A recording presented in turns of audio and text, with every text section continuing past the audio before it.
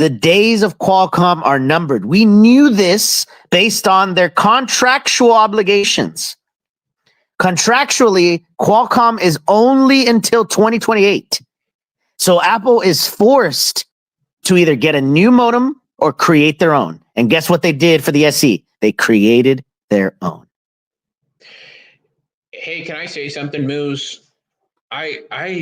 I don't like this phone. This is literally an XR with OLED. And like I know it doesn't have millimeter wave, and I still think the iPad Pro should have had millimeter wave, but the people that are getting this phone really are really not going to care for it because it's a budget phone. Most of those people are non-tech savvy people. And one of the main reasons why it was made was to get people that couldn't afford an iPhone into the Apple ecosystem and to basically sell it in other countries cheaper. How dare you? Yeah. How dare you speak about my iPhones like that? That iPhone will be not for peasants or paupers. It'll be for the upscale bougie people who really can't afford it. It's literally a broke bitch bougie phone. Well, I mean, yeah, Tanner, they priced it at $600 for a phone that should have been $450 or $500. But like, okay, so I'll say this, Max. They should have not put OLED on that phone. I would have rather than put the dynamic island and kill the OLED and price the phone at $479.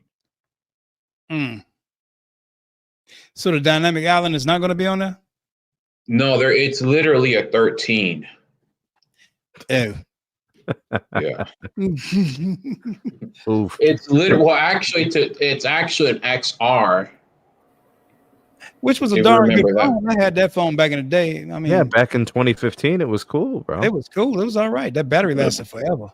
Right. Yeah. Yeah. Moose is so right. Look at that message you put in there. Apple's not in the business of innovating for the customer. They're in the business of cutting costs. That's why they reuse old parts on all their stuff. Whenever they release a cheap version of something, it's reusing old parts from something else. Look at the iPad, the iPhone, the Apple Watch, the AirPods, any of their products.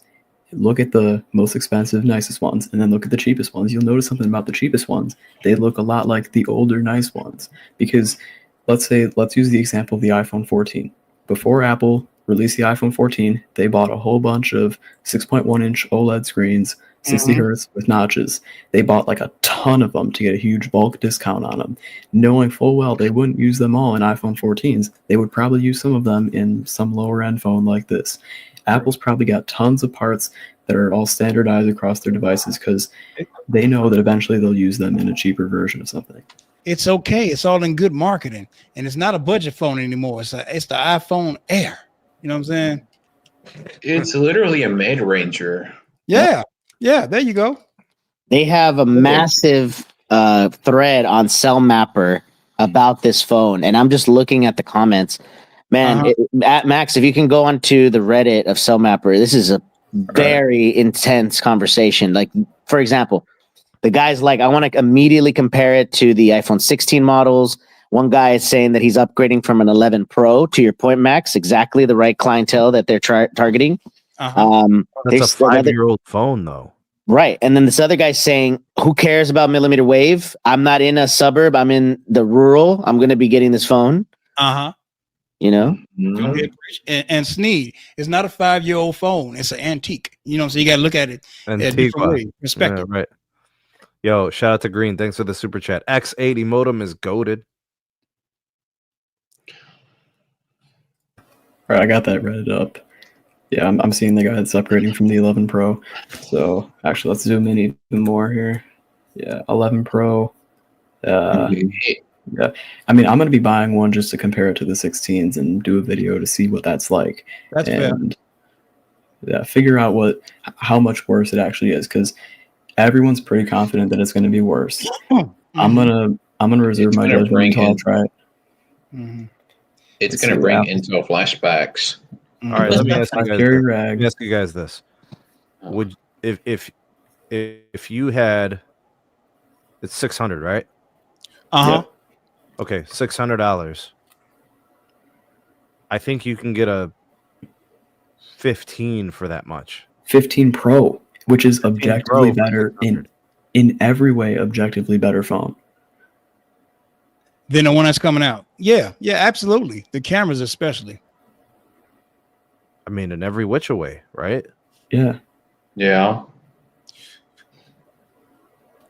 I mean, is a 14 Pro Max better than this phone? Well, no, the 14 Pro Max still has a Lightning port, which I'd rather have someone get a USB-C port. But the 14 Pro Max, apart from the Lightning port and apart from the chip, which is a couple generations old, apart from those things, better phone. Facts. That gave me an idea because I still got my 14 Pro and I'm using my 16 Pro. I might as well do a comparison because there is a difference. Oh, Carlos is buying 3 of them. He is? Carlos, bro. My man's.